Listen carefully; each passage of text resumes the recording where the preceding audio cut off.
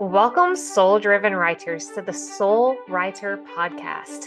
This podcast is designed for writers like you who have a burning desire to share their story and message with the world and make the biggest impact possible. I'm your host, Lauren Eckhart, bestselling author, ghostwriter, book coach, and the CEO of Burning Soul Collective. Here at the Soul Writer Podcast, we believe in the power of vulnerability and authenticity. Our mission is to inspire and empower you to write from the depths of your soul by showcasing other authors who have done exactly that. Through their journeys, you'll discover what it takes to write a book that truly resonates with readers and learn how you can embrace your own unique voice to live the writer's life that you've always imagined. So, gather your favorite writing tools, cozy up in your favorite spot, and let's explore the world of soul-driven writing together. This is the Soul Writer Podcast, where your passion meets purpose and the world awaits the magic that only you can create. Welcome to the journey. Welcome back to the Soul Writer Podcast. In today's episode, we will dive deeper into some of the topics that Jennifer Hobbs and I talked about during episode 2. So if you haven't heard that episode yet, I would recommend pausing this one and going back to listen to it because Jennifer is full of great advice for new writers.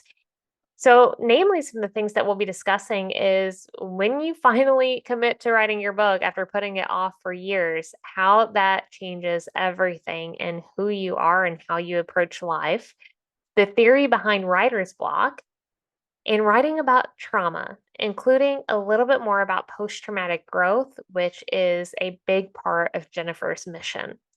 So let's kick off this episode with that decision the decision of, I am finally going to write this book and nothing is going to stop me.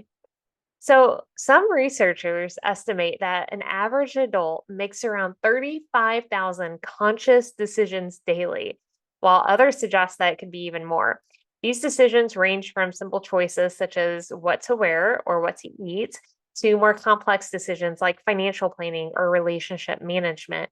And you wonder why, at the end of the day, we feel so exhausted. Well, that's why 35,000 conscious decisions daily adds up after a while. And the accumulation of these decisions, they are what shapes our lives because each choice can have a significant impact on our well-being, on our relationships, on our overall happiness. We all know that small decisions can lead to larger consequences over time, and then seemingly insignificant choices can eventually create very considerable change in our lives. This is what's known as the compounding effect, where a series of decisions lead to exponential growth or decline in various aspects of life. And it's really important to not only recognize this in our own lives and like in our own realities, but also to be aware of this when we are writing our memoirs or when we are writing fictional pieces and displaying the journeys of characters.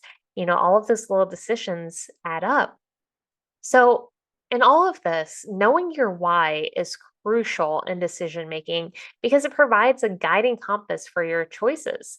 Your why is your core purpose or values. It's the underlying reasons behind your actions and your decisions. So when you are clear about your why, you are more likely to make decisions that align with your values and contribute to your overall life goals. When your decisions are based on a clear why, your choices will be more consistent and in harmony with your long term objectives, which makes it easier to stay on track and to avoid distractions or to avoid other things that are being placed above it.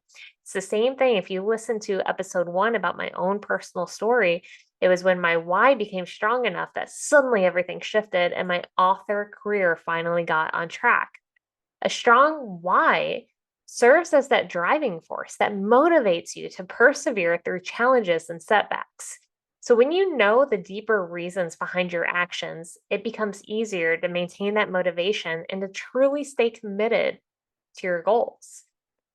So, the multitude of decisions we make each day, they have a significant impact on the trajectory of our lives.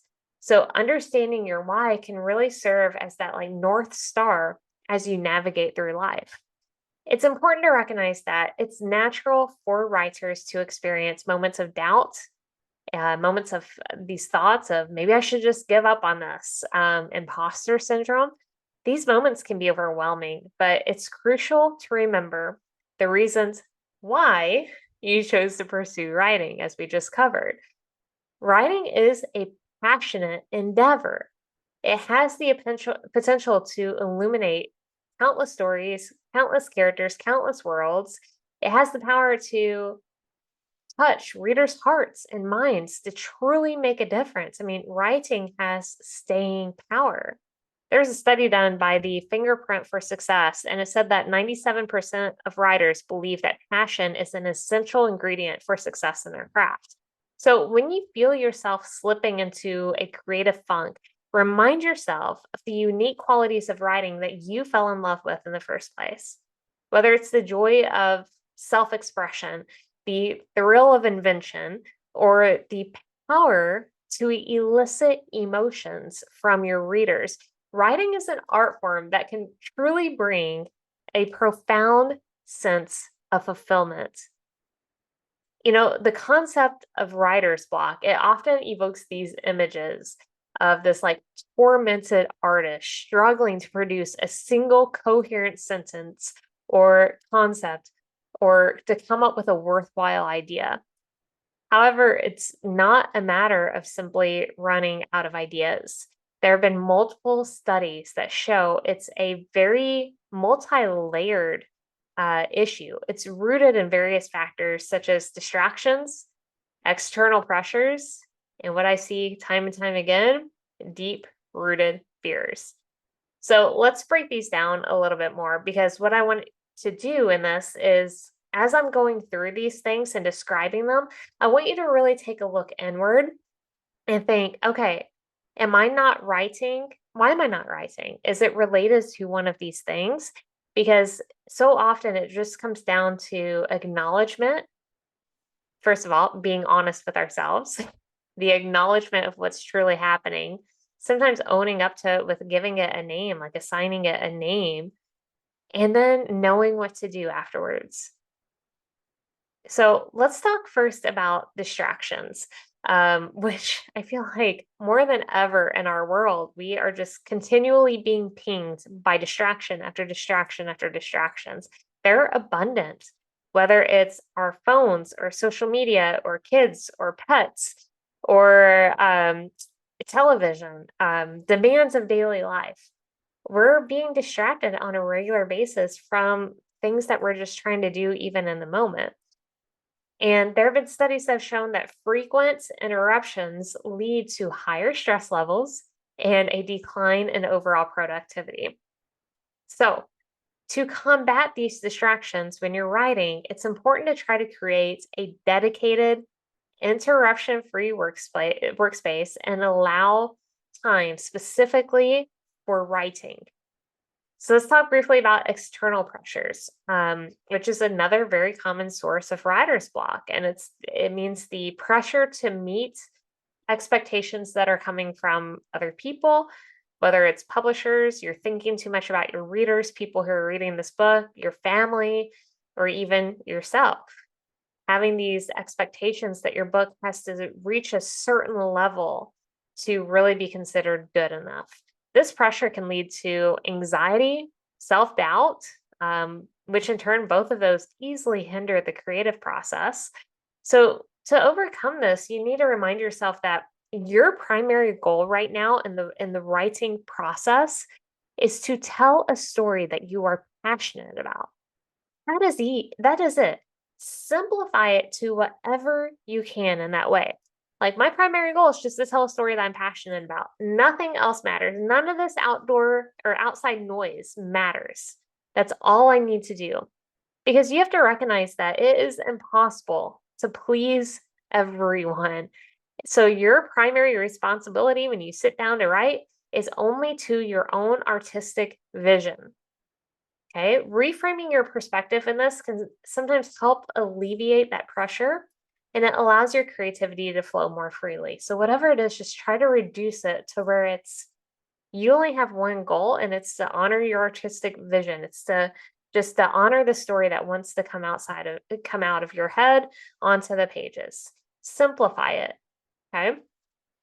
Let's talk about deep-rooted fears. Like I said, this is the one that I see come up the most. These might be the fear of failure, judgment, sometimes even success. People are scared of what could be on the other side of that. These fears can be paralyzing, and it can prevent writers from taking risks or pushing the boundaries of their craft.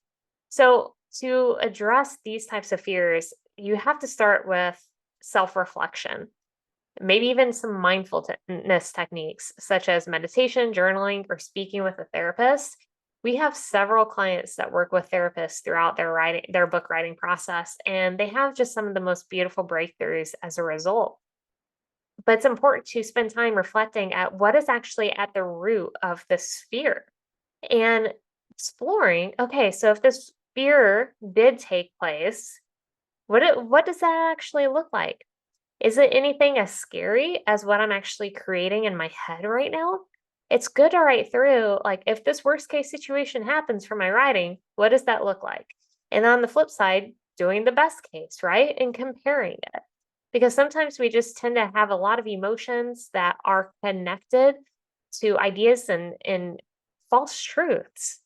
And it's not until we allow ourselves to truly explore what would life be like if that happened that then we're like, okay, that's not as bad as what I've been scared of this entire time. And there's also a very small chance that that worst case is going to happen in the first place, right?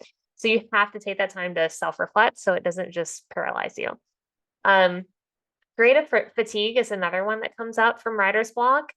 And typically that occurs when a writer has expended a significant amount of mental energy over a prolonged period of time. It's important for writers to recognize when they need to rest and recharge. So that's incorporating regular breaks, maybe engaging in some relaxing activities, really trying to maintain a healthy writing life balance as much as possible. I am really big into movement, making sure that you are moving your body because it keeps your mind active as well. And it does really help prevent that burnout feeling. So you want to be really aware of that creative fatigue, but you also want to make sure that you're balancing out with not like, okay, I do just need a break because sometimes those breaks can also turn into days, weeks, months. So you want to be able to still honor what you need creatively without using it as an excuse to dial in completely, right? And that goes back to just having to be honest with ourselves because you know you better than anyone else. So you have to be the one that judges that and determines that for you. But typically, by recognizing and addressing any of these writer's block factors, you can usually develop strategies that help you overcome that writer's block and maintain, a thriving, creative writing practice. It is possible. You just also have to sometimes, especially if you find yourself like you've tried over the years to write and then you stop, you write and then you stop. More than likely, there's a very specific pattern that's been taking place. So it's recognizing that and then putting things in works where you know that if this comes up again, now you have a game plan on how to handle it, right? It's being proactive. So another good step that you can take that helps with it is really creating like a dedicated writing space. Okay? Like really thinking this is that one space, that one area where I can truly focus on my passion, my dream, my life's work. Like this is sacred space, right? This is what this is when I come in. And that probably means clearing your desk of any sort of bills or reminders of things that can distract you. Putting your phone not on your desk, but far away. So that's not coming up when you're working on your book. So, really taking care of like a very protective space that can be yours, that really is, you can look at it and be like, that is the space where my best ideas come from. That is the space where I do my best work. That is the space where I'm going to write this best selling book, right? Like, give it that identity and then believe in it and honor it. Okay. So let's now switch a little bit to talking about trauma and writing about trauma. And I want to approach this delicately because trauma looks different for everyone and their processing of it looks different for everyone. We deal with this often at Burning Soul Collective because we have a lot of clients who want to write their memoirs. So I want to take this time to discuss some benefits of writing about trauma, as well as some cautions to consider. So, trauma can be a deeply personal and challenging experience. It leaves individuals struggling with a range of emotions and reactions, not just right after the event takes place, but prolonged for a very long extended time and things that could come up time and time again. Writing can serve as a very powerful tool in that journey towards healing and understanding. So, I want to start first by focusing on a couple of the benefits of writing in trauma or writing of trauma. Number one is emotional expression. Writing allows individuals to express their emotions freely and without judgment. It provides an outlet for processing difficult feelings. So, this can lead to a better understanding of your emotions. It can help people recognize and manage them more effectively. Cognitive processing is another benefit. Writing can really help people organize their thoughts and make more sense of traumatic experiences. By putting those experiences into words, they can create a more coherent narrative, which can truly aid in the process of making meaning from the event that happened. Self reflection, we all know writing encourages self reflection. So it enables individuals to delve deeper into the experiences and to really explore their reactions from a different point of view. This can lead to a greater understanding of those personal patterns that arise, of coping mechanisms, as well as the development of healthier strategies for managing emotions and managing stress. Empowerment is another benefit. Writing can help individuals regain a sense of control over their lives. Um, they can use it to actively choose to confront and process their traumatic experiences, where then they are in control of that process. This can foster a sense of empowerment, which can be essential in building that resilience and moving forward. And then validation is the last benefit. I mean, writing really allows individuals to bear witness to their own pain and suffering. So by acknowledging and validating their experiences, they can begin that process of healing and self-compassion. So now I want to talk about a couple of caution bits when using writing after trauma. Number one, timing is a big one. Okay. It is essential to consider the timing of writing because engaging with traumatic material too soon, it can be overwhelming and re-traumatizing. So it's crucial to ensure that you feel safe and you have access to support before you're starting the writing process. Another caution is related to triggering content. So writing about traumatic experiences can lead to the resurfacing of painful emotions and memories. It's natural for that to come up. And it's important to be mindful of those potential triggers because you want to have a plan in place for managing distressing reactions. You want to make sure that you are taking care of yourself during this time. Privacy and confidentiality is another one. You really want to make sure that you know the space of you writing your stories, writing through the trauma, that it remains private for now.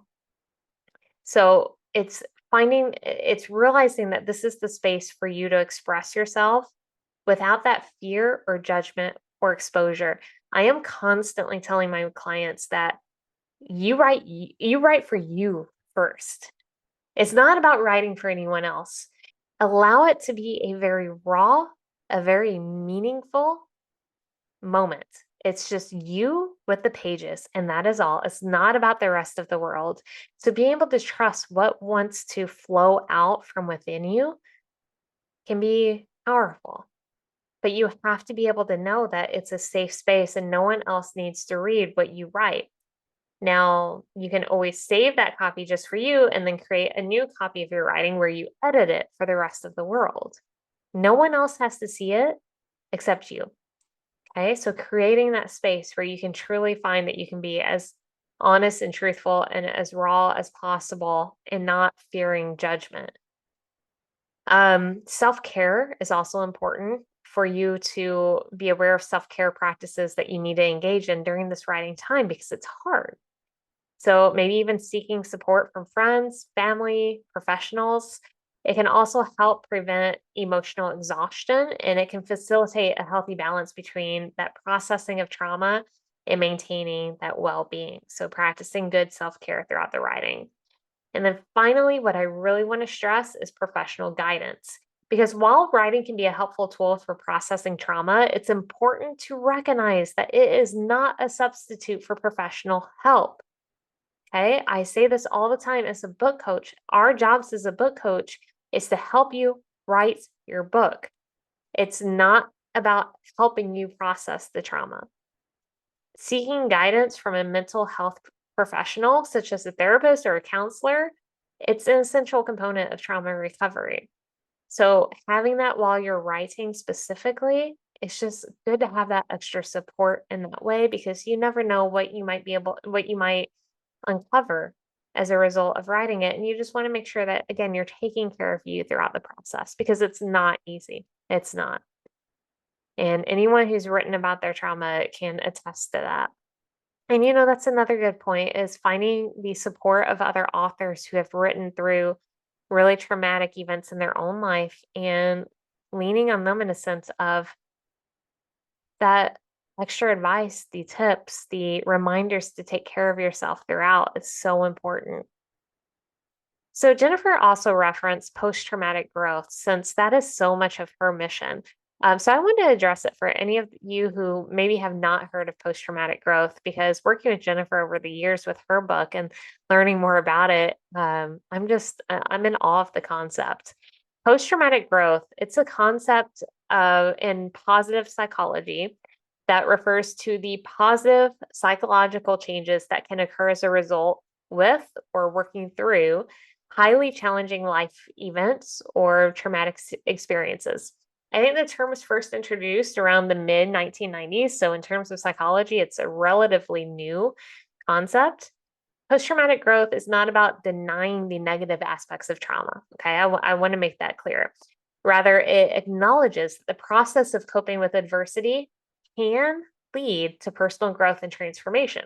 So post-traumatic growth, it doesn't suggest that trauma is a positive experience, but rather that individuals may find ways to rebuild their lives and derive meaning from the experience. So some of the things that they talk about is, enhanced personal strength can come out of it, improved relationships in the sense of increasing one's empathy, compassion, understanding. It can result in those deeper, more meaningful connections with others, greater appreciation for life, just a renewed sense of gratitude for their lives and the people around them. Could result in spiritual growth, could result in new possibilities and opportunities. Like it could open up, just new opportunities that were previously unconsidered because it's almost like a shift in your perspective of how you see life and the things that you want to do.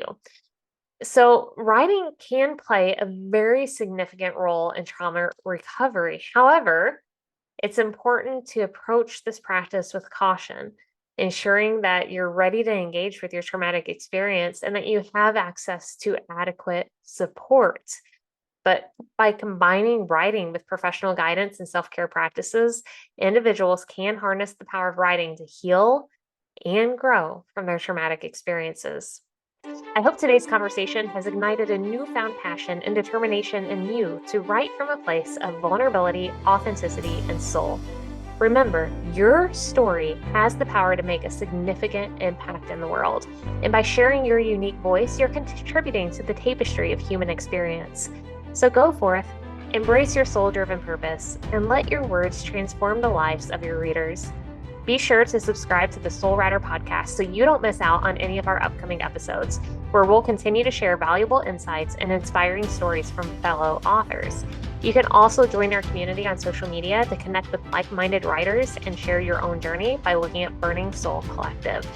Until next time, keep shining your light, and remember, your story matters. Your words have power, and the world needs the magic that only you can create. This is the Soul Writer podcast, signing off for now. Right on, my friends.